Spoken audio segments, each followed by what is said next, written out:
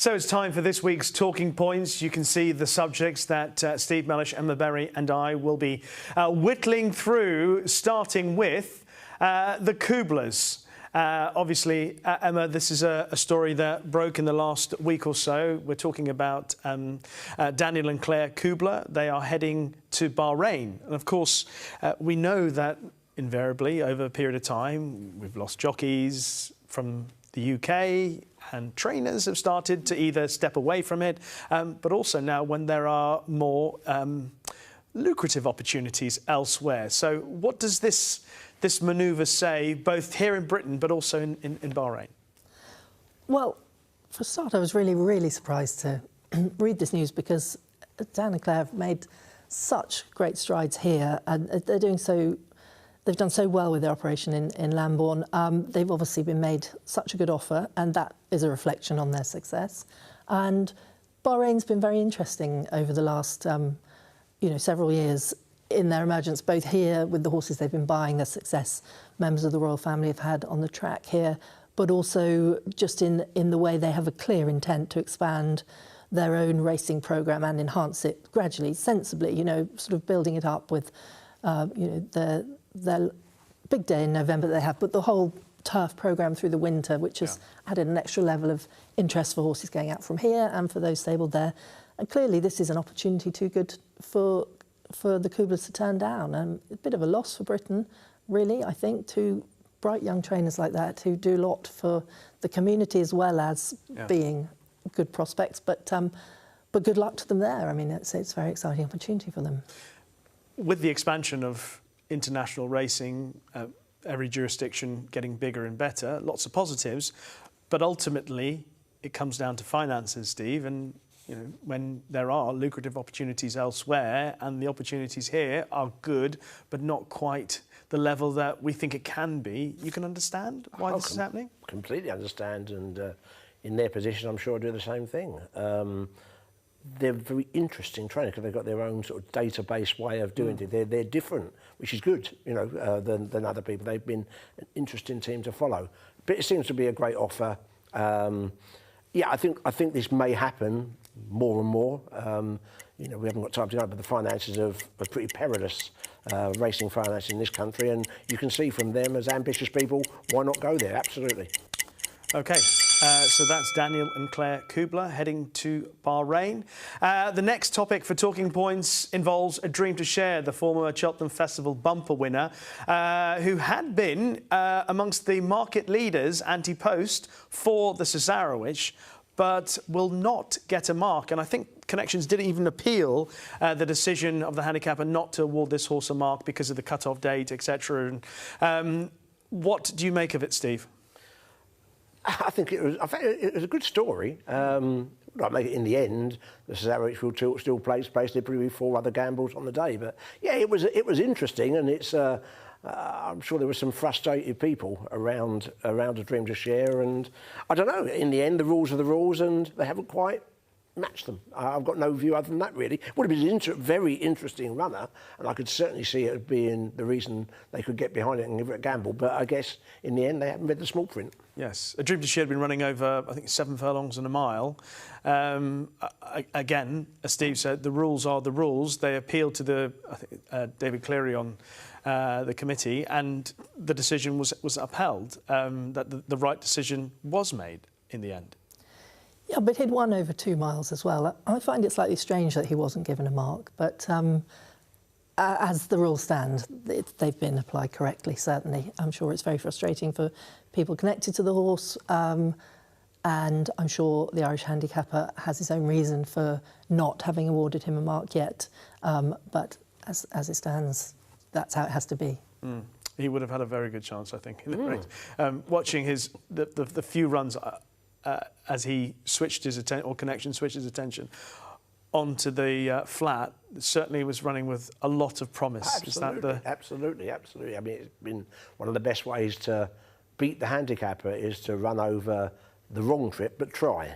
Then you can use your own judgment about whether it'll improve running over a longer trip. And anyway, so I can see the reasons they did what they did. It's just coming to my mind, the Gerard Butler horse who won over 5 furlongs, and then who ran over 5 furlongs and then made his handicap debut over 1.5 miles with a mark in the, and bolted up back in the day.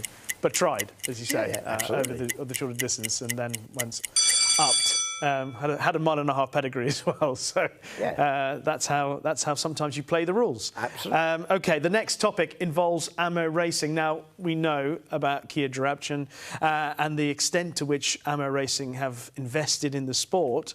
What we weren't entirely aware of was the financial implications of where all the finance was coming from, who was supporting, etc. And some of that came to light in the last week. Yes, absolutely. The Financial Times story revealing the fact that this had been, you know, an enormous loan from an investment fund in America. And interestingly, from a sales perspective, that was effectively cleared, if you like, 4 days before Book 1 of Tattle's October yearling sale, where they made an enormous splash. I mean, when you're taking on Sheikh Mohammed, you're making a big noise, and upwards of 20 million spent just at that sale in those 3 days, and then, you know, significant other outlays in December and different yearling sales as well. So it was a real statement of intent, and we knew that Evangelos Marinakis was involved, but we didn't quite know the extent of other partners perhaps involved, but now it's a little bit more clear where some of the funds have come from. Yeah, I suppose when you look at the source of the funds, there's always the question of how long will that last, how long will this project continue for? And it's an ongoing thing in the sport of racing, isn't it, Steve? We've seen many people come, try to invest, it doesn't work out, and it's always a concern at the back of your mind, particularly if you're involved with the Amo team and you have, you know, you have horses in training, etc., and there's that financial relationship. Yeah, I think most people were wondering where, because you talk about vast sums, when you're taking on countries, when you go to Britain, or taking on Cornwall, which is almost a country, you know, you're taking on massive things, and they seem to have, you know, huge amounts of money. So it's come to light where at least some of it's come from. I found it interesting, and I find what's happening with Amo very interesting. They had a great day in Ireland a few weeks ago, which has maybe turned their season round. Until then, people were being quite negative about them. Yeah, still have a bit to prove after all the money they spent last year. Yeah, but it's worth saying that a lot of the fillies, especially they bought last year, were fillies with the type of pedigree that you'd expect to be coming to the fore a bit more next year, or, you know, later this season and next year. So, I mean, I wouldn't be judging last year's expenditure yet on the results. Power Blues really helped. Obviously, as a Group 1 winner, now a stallion prospect in the future for them. But yes, they do have something to prove, but I would be making my judgment by the end of next year. Something to prove, but just need a bit more time, which is understandable when the investment outlay, as you say, involves so many horses that need a bit of time. The Racing League has come to a conclusion once again. The 6 meetings ended earlier this week. Where are we standing on the Racing League? Is it an important part of the season? Is it just a fun part of the season? Do we look at the races and go, well, they're quite good, interesting races, punting opportunities, good horses on show? What is the purpose of the Racing League, Emma? It's supposed to bring a different element, I suppose, to the sport and encourage a new tier of fans. Whether or not it's doing that, I don't know. The prize money's good, so there's obviously an argument to be made for people running in those races just for that alone, because we all know we need that. And as you say, it is a decent level of horse on show. I still just don't kind of love the whole team thing. It just doesn't hang together for me. But maybe I'm just an old-fashioned, boring old traditionalist who I find when I watch a race, I'm so keyed in certain colours, and even without necessarily, if you've just walked into the room, even without necessarily knowing who a horse is, you kind of have a read a little bit on a race by the colours that are there. So I don't love team colours, but look, it's 6 weeks, it's 6 meetings. If people want to get behind it and support it, then good on them. And, you know, there is a lot of money up for grabs. It doesn't grab me as a spectacle. Steve? Well, every word Emma said, really. I just don't think team events work in racing. I think as a punter, when you're having a bet, you're part of that team that day. You know what I mean? That's your team. You're with, you know, it's team whoever. I personally don't think I find it a bit cringy, if I'm being honest, watching it. I have seen all of them. But some of the racing is competitive. It gets terrestrial TV. The prize money in those races is attractive. So I'm not going to knock the whole thing, but I think from Sugar Cup, I just don't.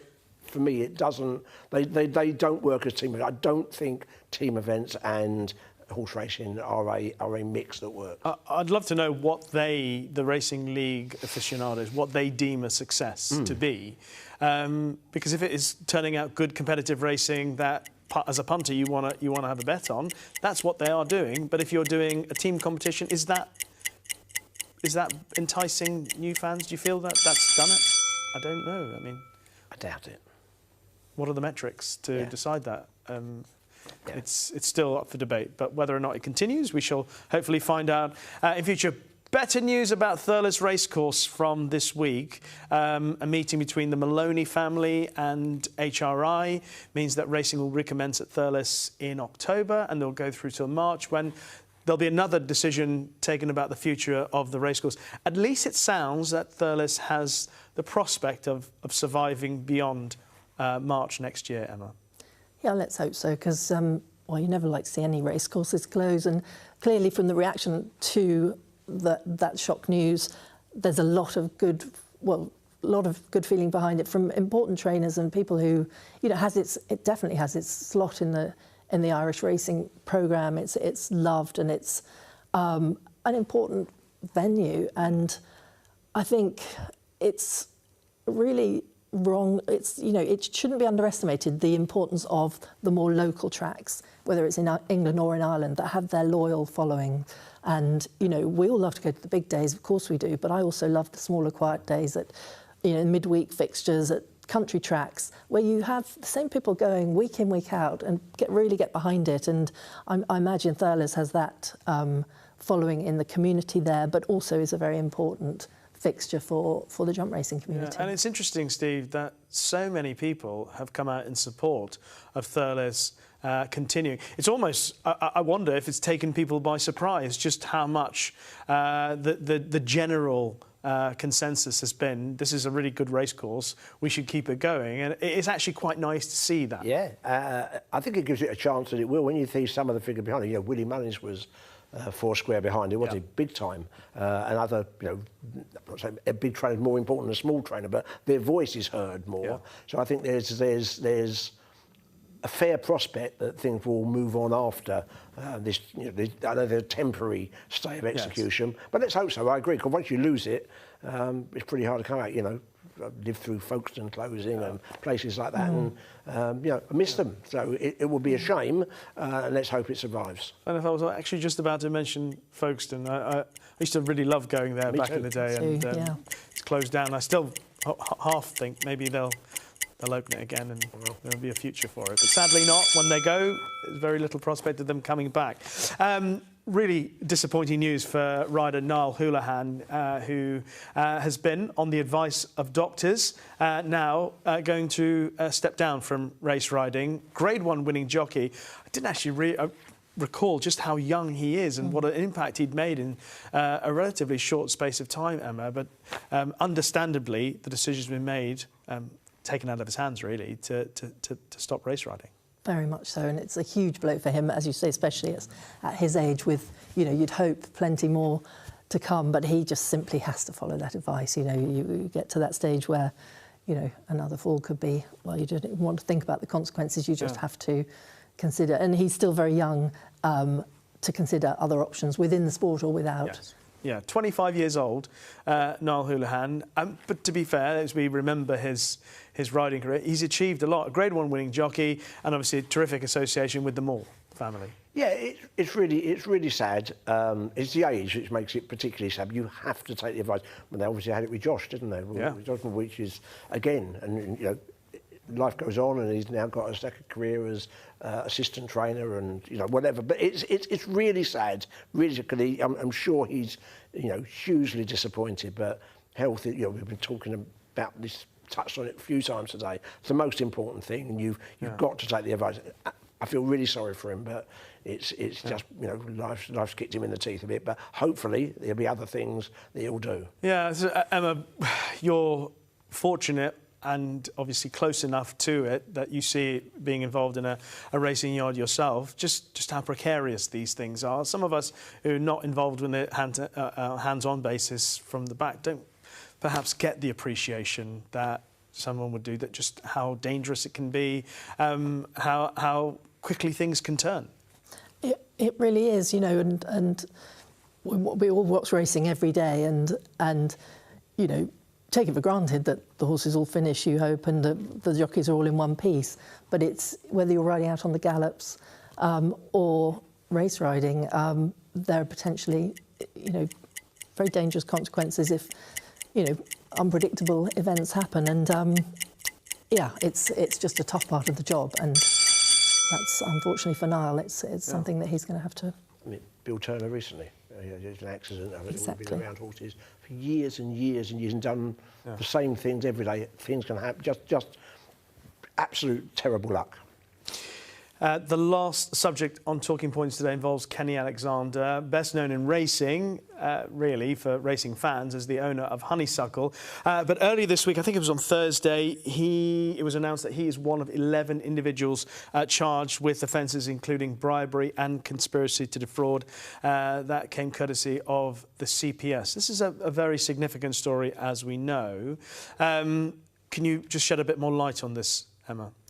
I don't know anything other than what I've read about the case, and was probably as surprised as anyone to read this. And it's I really don't know what the implications are, you know, from presumably impending court cases and what have you. I mean, we all obviously have enjoyed following the horses Kenny's been involved with, not least Honeysuckle, and he's also now a big. He's a big national hunt breeder. He's got a very nice broodmare band at his stud in Scotland, and, you know, British national hunt breeding is withering on the vine. So it will be a shame if he's, you know, I have no idea what the future holds for him from a racing breeding perspective, but yeah, it's a shame to read that story. A very serious situation for Kenny Alexander.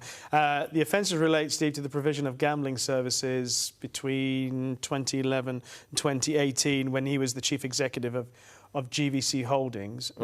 I presume this is going to be an extremely complicated and drawn-out process. This the investigations are partly already taking place, but there's going to be more in producing this case for the CPS. Yeah, I don't know how much we can say, really. It's hugely serious. The implications for him are, you know, if he was found guilty, are massive. But I just don't know enough about. You know, obviously, I don't know the details, and clearly, you've got to let the court case run. You know, when it happens, run its course. That's all you can say. But it's extremely serious allegations, and it's important that we hear the details. Yeah, there's very little doubt that we will be following this story over the next few weeks, I suspect months and possibly even years, because, as I say, it's a very, very tricky, complicated matter involving, obviously, HMRC, etc. So lots more to come on that. And those subjects, 7 of them, have been this week's Talking Points.